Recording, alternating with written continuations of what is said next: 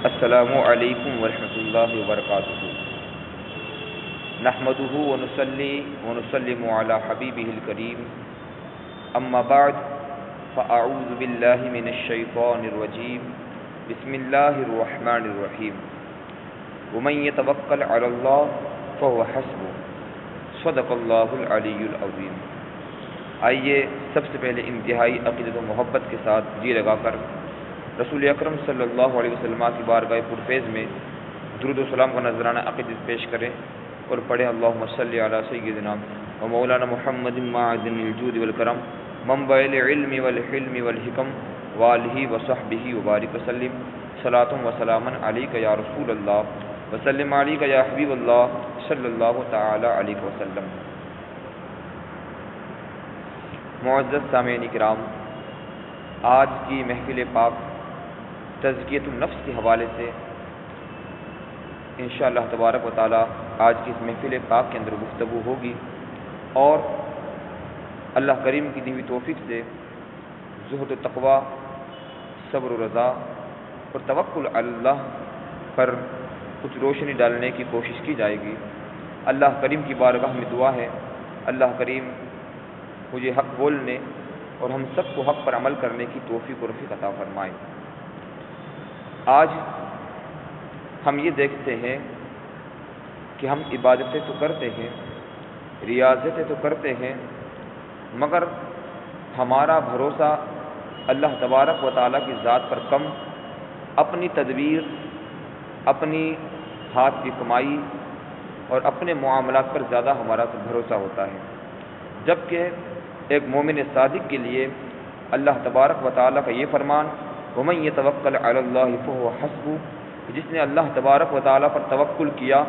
جس نے اللہ کریم پر بھروسہ کیا، وہ اس کے لیے کافی ہے۔ یہ ہمارے لیے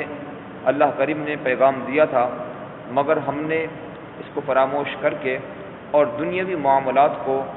اپنا یقین کا مرکز بنایا، اور دیگر باتوں کو ہم نے اپنے دل میں جگہ دی، اور انہی باتوں پر بھروسہ کر کے اپنی زندگی کا گزر بسر کر رہے ہیں، جبکہ ایسا نہیں ہونا چاہیے۔ ہمارا بھروسہ، ہمارا یقین رب ذوالجلال پر ہی ہونا چاہیے، چاہے وہ معاملہ دنیاوی ہو، چاہے وہ معاملہ اخروی ہو، چاہے وہ معاملہ سماجی ہو، چاہے وہ معاملہ معاشی ہو۔ ہر معاملے کے اندر اللہ کریم کی ذات پر توکل علی اللہ کریم کی ذات پر بھروسہ ہونا، یہ ہمارے لیے سب سے اہم اور سب سے ضروری بات ہے۔ ایک روایت پیش کرتا ہوں کہ حضرت سالم ابن ابی الجعد رضی اللہ تعالی عنہ سے یہ روایت ہے، آپ نے فرمایا حضرت عیسیٰ ابن مریم صلوات اللہ تعالی وسلامہ علیہ کا ارشاد ہے، یعنی کہ حضرت عیسیٰ علی نبینا علیہ الصلوۃ والسلام کا فرمان ہم سے بیان کر رہے ہیں۔ فرمایا حضرت عیسیٰ علی نبینا علیہ الصلوۃ والسلام نے، کھانا جو بچ رہا ہے اسے بخل کی وجہ سے کل کے لیے سینت کر کے مت رکھو، بلکہ اگر کوئی حاجت مند بھوکا آ جائے اسے کھلا دو، اور اللہ تبارک و تعالیٰ پر بھروسہ رکھو، کیونکہ کل کا دن آئے گا، اس کے ساتھ کل کی روزی بھی آئے گی۔ اب ہم اپنا جائزہ لیں، اپنے نفس کا محاسبہ کریں، ہمارا حال کیا ہے، اور ہم اللہ تبارک و تعالیٰ پر اس معاملے میں کتنا توکل کرتے ہیں وہ ہم سب جانتے ہیں۔ ہمارے گھر کے اندر ایک دن بلکہ کئی دنوں کا کھانا رکھا رہتا ہے، فریج بھرے ہوئے رہتے ہیں، اور حاجت مند ہمارے گھر پر آ کر سوال کرتا ہے، مگر ہم اس میں سے اس کو نہیں دیتے ہیں۔ حضرت عیسیٰ علی نبینا علیہ السلام کا فرمان ہمارے لیے عبرت نشان ہے، اس کو ہمیں مد نظر رکھنا چاہیے کہ کل کا دن آئے گا تو کل کی روزی لے کر آئے گا، تو لہٰذا آج خود کھائیں، اگر حاجت مند آتا ہو تو اس کو بھی اس میں سے کھلا دیں۔ آگے آپ ارشاد فرماتے ہیں، چونٹیوں کو دیکھو اور غور کرو کہ اسے رزق کون دیتا ہے۔ چونٹی چھوٹی سی ہوتی ہے، اور اس کو دیکھ کر غور کرو کہ اس کو رزق کون دیتا ہے۔ اگر تم یہ کہو گے کہ چونٹیوں کا پیر تو چھوٹا سا ہوتا ہے، تو چڑیوں کو دیکھو اور کہو اس کو رزق کون دیتا ہے۔ اگر تم یہ کہو کہ وہ ادھر ادھر پھرتی رہتی ہے، اڑ کر اپنا رزق تلاش کر لیتی ہے، تو پھر میں کہوں گا کہ جنگل اور صحرا کے وحشی جانوروں کو دیکھو کہ کیسے بڑے بڑے ڈیل ڈول والے ہیں، اور سوچو کہ انہیں کون رزق دیتا ہے، اور یہ وہ کتنا زیادہ کھاتے ہوں گے، تو اے انسان تو جانوروں سے بھی گیا گزرا ہو گیا کہ وہ تو اپنا کھایا اور چھوڑ کر چلے گئے، وہ تو اٹھا کر نہیں رکھتے ہیں۔ چڑیوں نے آج کھایا، کل کا کل تلاش کرتے ہیں، چونٹیوں نے آج کھایا، کل کا کل تلاش کرتے ہیں، یہ وحشی درندے پرندے آج کھایا، کل کا کل تلاش کرتے ہیں، مگر ہمارا توکل، ہمارا اللہ کریم کی ذات پر بھروسہ اتنا کمزور ہو گیا ہے کہ آج ہی ہم نے نہ جانے کتنے دنوں کو اکٹھا کر کے رکھ لیا ہے، اور اس امید پر اکٹھا کیا ہے، اکٹھا کرنے میں کوئی حرج نہیں ہے، لیکن ہماری یہ نیت اور ہماری یہ امید کہ کل ملے نہ ملے اس لیے اکٹھا کر کے رکھ لو، یہاں پر یہ توکل علی اللہ کے خلاف ہے۔ اس لیے اللہ تبارک و تعالیٰ کی ذات پر بھروسہ رکھیں، اور اگر کوئی سائل آپ سے سوال کرنے آئے، آپ کے دربار میں آئے، آپ کے گھر پر آئے، تو اس کو خالی نہ جانے دیا جائے، بلکہ اس کو اس نیت سے دے دیا جائے تاکہ اللہ تبارک و تعالیٰ اس کے صدقے میں ہمیں کل اور اچھا رزق عطا فرمائے گا۔ تو یہ توکل علی اللہ ہوتا ہے۔ اور دیکھیں آپ، صبر و رضا اور توکل کے حوالے سے ایک بڑی پیاری روایت حضرت داؤد علیہ السلام نے اپنے بیٹے حضرت سلیمان علیہ السلام سے ارشاد فرمایا۔ کیا ارشاد فرمایا؟ یا بنیا انما یستدل بتقوی الرجل بثلاث حسن توکلی فی مالی فی ما لم ینل وحسن رضا فی ما قد نالا وحسن صبری فی ما قد فاتا۔ بڑی پیاری روایت پاک ہیں، اگر اس کو ہم اپنی زندگی کے اندر، اپنے معمولات کے اندر اگر ہم شامل کر لیں تو انشاءاللہ تبارک و تعالی ہماری زندگی کے اندر خوشحالی اور زندگی کے اندر ایک نکھار آتا ہوا نظر آئے گا، اور ہم اللہ تبارک و تعالیٰ کی ذات پر مکمل بھروسہ کرتے ہوئے نظر آئیں گے۔ آپ نے کیا ارشاد فرمایا اپنے بیٹے حضرت سلیمان علیہ السلام سے؟ کیا فرمایا؟ فرماتے ہیں، اے میرے بیٹے، آدمی کے متقی ہونے پر محض 3 ہی کاموں سے استدلال کیا جاتا ہے، یعنی آدمی متقی ہے اس کا پتہ کیسے لگایا جائے؟ کہا کہ 3 چیزیں اگر آدمی کے اندر ہے تو آپ سمجھ جانا کہ وہ متقی ہے، پرہیزگار ہے۔ پہلی چیز کیا ہے؟ آپ فرماتے ہیں حسن توکل فی ما لم ینل، جو مال یا اس کے علاوہ ابھی اس کے ہاتھ میں نہیں آیا، اس میں وہ اچھے توکل والا ہو۔ مال حاصل کرنے کی کوشش کر رہا ہے مگر ابھی مال اس کے ہاتھ میں نہیں آیا ہے، تو اب وہ نا امید نہ ہو جائے کہ میں اتنی محنت کر رہا ہوں، اتنی جد و جہد کر رہا ہوں، اتنی کاوش اور کوشش کر رہا ہوں، اس کے باوجود بھی مجھے کچھ نہیں مل رہا ہے، اس بات کو لے کر وہ ناشکرا نہ ہو جائے، اس بات کو لے کر وہ نافرمانی پہ نہ اتر جائے، اس بات کو لے کر وہ احساس کمتری کا شکار نہ ہو، بلکہ صبر اور توکل سے کام لے کہ میں محنت کر رہا ہوں تو میرا رب مجھے ضرور عطا فرمائے گا۔ فرماتے ہیں جو مال ہاتھ میں نہ آیا اس میں اچھا توکل کرنے والا ہو، بھروسہ رکھ اللہ تعالیٰ کی ذات پر، بھروسہ رکھ اللہ کریم کی ذات پر کہ میں محنت کر رہا ہوں تو وہ مجھے عطا فرمائے گا۔ یہ آپ نے پہلی چیز ارشاد فرمائی ہے۔ اگر ہم بھی اپنی زندگی کے اندر اس کو اپنا لیں تو انشاءاللہ تبارک و تعالی ہماری زبان سے کوئی ایسا کلمہ نہ نکلے گا جو اللہ کریم کی بارگاہ میں ناشکری ہو، ایسا کلمہ نہیں نکلے گا۔ دوسری بات آپ نے کیا ارشاد فرمائی؟ جو مال وغیرہ پا چکا ہے اس میں وہ اچھی رضامندی والا ہو، جو مال مل گیا ہے اس میں راضی رہے، ایسا نہ کہے اور یہ نہ سوچے کہ محنت تو بڑی کی تھی مگر مال تھوڑا ملا ہے، محنت تو بہت اچھی کی تھی مگر مال اس لائق نہیں ملا ہے۔ ارے جتنا ملا ہے اسی پر اللہ تبارک و تعالی کی خوش نصیحت حاصل کرنے کی کوشش کریں اور اسی پر راضی رہنے کی کوشش کریں، یہ بات آپ نے ارشاد فرمائی۔ یعنی اور زیادہ کی خواہش نہ رکھے، جتنا مل گیا ہے اس پر راضی رہے۔ تیسری بات آپ نے ارشاد فرمائی وہ حسن الصبری فیما قد فاتا۔ اب آپ نے دیکھیے کتنی پیاری بات ارشاد فرمائی، جو مال وغیرہ ہاتھ سے نکل گیا اس میں وہ اچھے صبر والا ہو۔ کوئی مال تھا اس کا گم ہو گیا یا کوئی مال تھا خرچ ہو گیا، اب اس کے لیے وہ فکر مند نہ ہو بلکہ صبر کریں،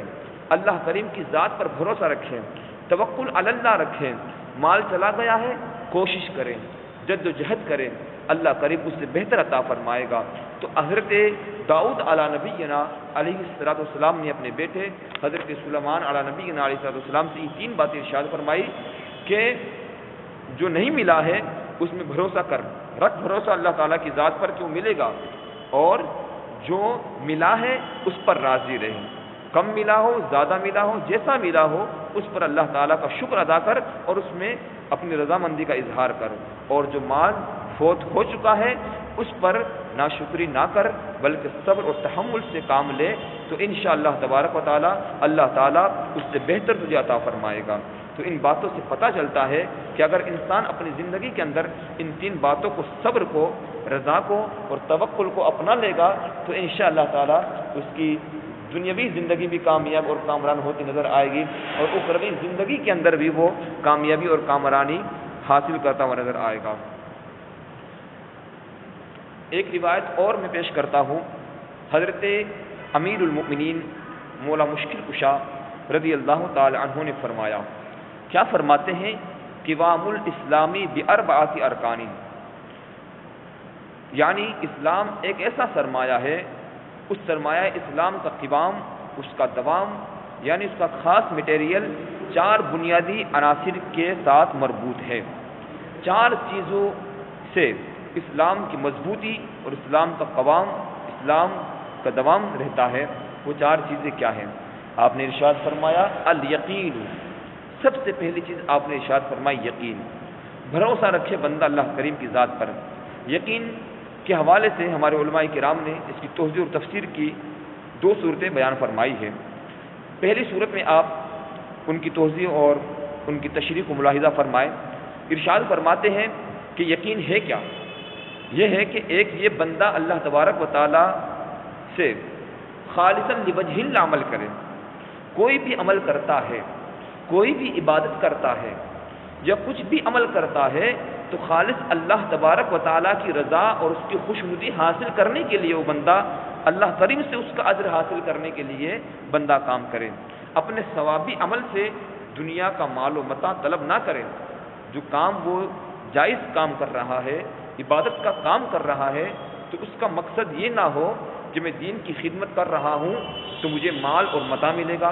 میں دین کی خدمت کر رہا ہوں، میں لوگوں میں تبلیغ کر رہا ہوں تو مجھے عزت بڑھے گی، نہیں، خالص لوجہ اللہ، خالصاً لوجہ اللہ، اللہ تبارک و تعالیٰ کی خوشنودی اور اس کی رضا حاصل کرنے کی کوشش کریں۔ یہ ہے یقین کا پہلا درجہ، یہ پہلی قسم ہوئی یقین کی۔ دوسری صورت میں ارشاد فرماتے ہیں، دوسری یہ ہے کہ اللہ تبارک و تعالیٰ کے وعدہ رزق پر مامون رہے۔ اللہ تبارک و تعالیٰ نے جو وعدہ فرمایا ہے کہ میں اپنے بندے کو رزق دوں گا، میں نے اپنے بندے کا رزق اپنے ذمہ کرم میں لے لیا ہے، تو اب اس بات پر وہ یقین رکھے اور اپنے دل کو اس بات پر اطمینان دلائے کہ جب رب قدیر نے اپنے ذمہ کرم میں یہ لے لیا ہے کہ میں اپنے بندے کو اس کا رزق پہنچاؤں گا، تو اب بندہ اپنے اعتماد اللہ تبارک و تعالیٰ کی ذات پر اعتماد رکھے، جو نصیب کا ہے مل کر رہے گا، مگر جائز تدبیر اور صحیح ترک نہ کریں۔ ایسا نہ ہو کہ بندہ فقط یہ کہے کہ میں اللہ تبارک و تعالیٰ پر بھروسہ کرتا ہوں اور پھر وہ بیٹھ جائے، پھر کاروبار نہ کرے، پھر ذریعہ معاش کے سامان مہیا نہ کرے اور پھر وہ جد و جہد نہ کرے، تو یہ یقین اور توکل نہیں ہے۔ توکل اس کا نام نہیں ہے، بلکہ کوشش کرنے کے بعد میں یہ یقین رکھے کہ مجھے ضرور ملے گا، یہ توکل ہے۔ اور اللہ تبارک و تعالیٰ سے رزق کا مطالبہ، اس سے رزق کی طلب کی دعائیں کرتا رہے، تو یہ یقین ہے۔ یہ یقین نہیں ہے کہ بندہ اپنے گھر میں ہاتھ پر ہاتھ باندھ کر بیٹھ جائے کہ اللہ نے میرا رزق لکھ دیا ہے تو مجھے ضرور مل گئے، نہیں، یہ یقین نہیں ہے۔ یقین کی یہ دو صورتیں تھیں، ایک خالصاً لوجہ اللہ عمل کرے اور دوسرا وعدہ رزق پر مامون رہے، اللہ کریم کے جو وعدہ رزق ہے اس پر مامون رہے۔ دوسری بات آپ ارشاد فرماتے ہیں والعدل، اگر کسی کے اندر عدل و انصاف آ جاتا ہے تو اس کے اسلام کے اندر، اس کے بنیاد کے اندر، اسلام کی بنیاد کے اندر مضبوطی آ جاتی ہے۔ وہ کیسے؟ تو اس کی بھی علماء کرام نے توضیح اور تشریح کے اندر، اس کی تفسیر کے اندر عدل کی دو صورتیں بیان فرمائی ہیں۔ ایک یہ ہے کہ اگر بندے کے ذمہ کسی کا کوئی حق، کوئی مطالبہ ہے تو طلب اور تقاضے کی نوبت آنے سے پہلے ادا کر دے، یہ عدل و انصاف ہوتا ہے۔ عدل و انصاف کیا ہے؟ کسی بندے سے قرض لیا تو اب قرض کی ادائیگی کے لیے وقت متعین کیا کہ فلاں تاریخ کو میں تمہارا قرض ادا کر دوں گا، تو اب وہ دن آئے اور وہ شخص مطالبہ کرے، اس سے پہلے ہی اس کا قرض اس کو ادا کر دیا جائے،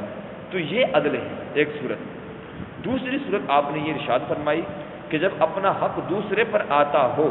تو تقاضا و طلب میں نرمی برتیں۔ پہلے کیا فرمایا کہ جب دوسرے سے مانگتا ہو،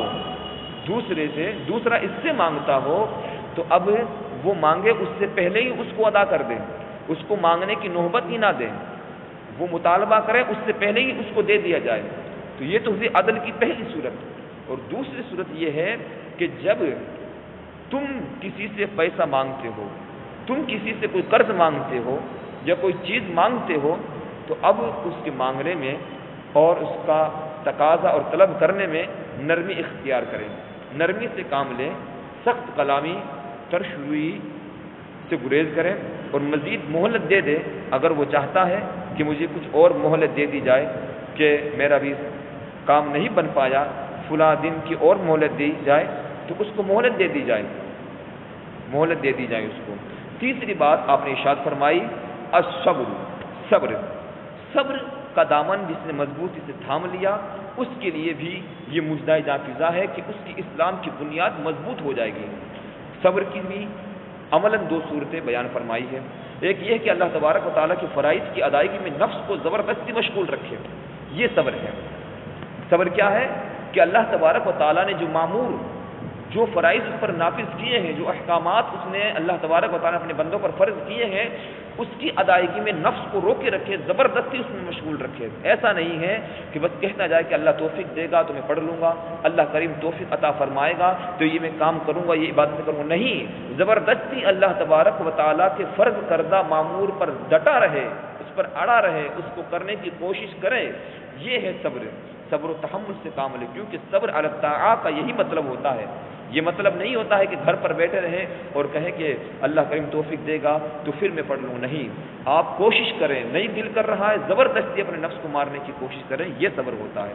دوسری نوعیت، دوسری صورت بیان فرمائی کہ جن کاموں سے اللہ تبارک و تعالیٰ نے منع فرمایا ہے ان سے نفس کو روکے، تھامے رہے۔ دیکھیے کتنی پیاری بات ہے، اگر بندہ ان دونوں باتوں کو اپنا لے، جو کاموں کا حکم دیا اس پر نفس کو اڑا دے، نفس کو ڈٹا دے کہ اس کو کر، نہیں کرتا ہے تو زبردستی کرنے کا حکم دے اور زبردستی اس کو کریں، اور جن باتوں سے روکا ہے اللہ تبارک و تعالیٰ کے منع کردہ کام سے بچ جائے، اپنے نفس کو روک لے، یہ صبر ہے، کیونکہ صبر عن المعاصی کا یہی معنی ہے۔ تیسری بات ذکر فرمائی الجہاد، اس کی بھی یہاں پر دو صورتیں علماء نے بیان فرمائی۔ ایک یہ ہے کہ تم اپنے نفس یعنی شیطان سے غافل نہ رہو بلکہ ہوشیار اور چوکنے رہو، کیونکہ اگر تم نے اس سے غفلت برتی تو وہ تم سے غفلت نہیں برتے گا، کہ وہ بھیڑیے کی طرح ہے، جب بھیڑیاں بکریوں میں گھس جاتا ہے اور گھات میں لگ جاتا ہے تو جسے غافل پاتا ہے اسے دبوچ لیتا ہے، تو لہٰذا تمہیں اپنے نفس کے ساتھ میں جہاد کرنا ہے، اپنے نفس کے ساتھ میں لڑنا ہے، کیونکہ شیطان تمہیں جیسے ہی غافل پائے گا تمہیں دنیاوی کاموں کی طرف مشغول کر دے گا، اللہ تبارک و تعالیٰ کی عبادت اور ریاضت سے تمہارا دل ہٹا دے گا، لہٰذا تمہیں غافل نہیں ہونا ہے، اپنے نفس سے جہاد کرنا ہے، نفس امارہ سے جہاد کرنا ہے، شیطان سے مقابلہ کرنا ہے، یہ ہے جہاد کا مطلب۔ اور دوسری صورت یہ ہے کہ دنیا کے تھوڑے سے مال پر راضی رہے، قناعت کرے، تاکہ دنیا تجھے فریب میں نہ ڈال دے،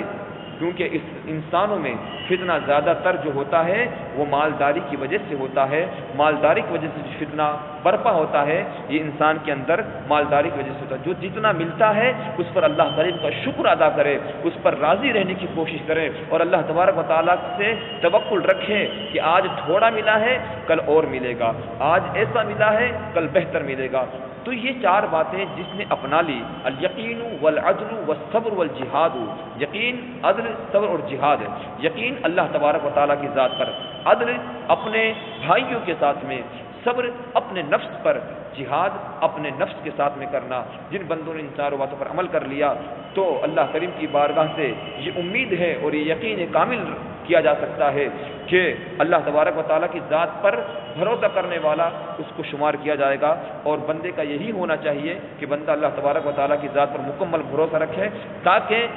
جو احکامات عمل میں لانے کی کوشش کریں تو پھر اس کا یقین دنیاوی معاملات پر نہ ہو بلکہ اللہ تبارک و تعالیٰ کی ذات پر ہو۔ اللہ کریم کی بارگاہ میں دعا ہے کہ اللہ کریم ہمیں توکل علی اللہ کی توفیق و رفیق عطا فرمائے اور ہر معاملے میں صبر و رضا اور توکل علی اللہ کی توفیق عطا فرمائے۔ السلام علیکم ورحمۃ اللہ وبرکاتہ۔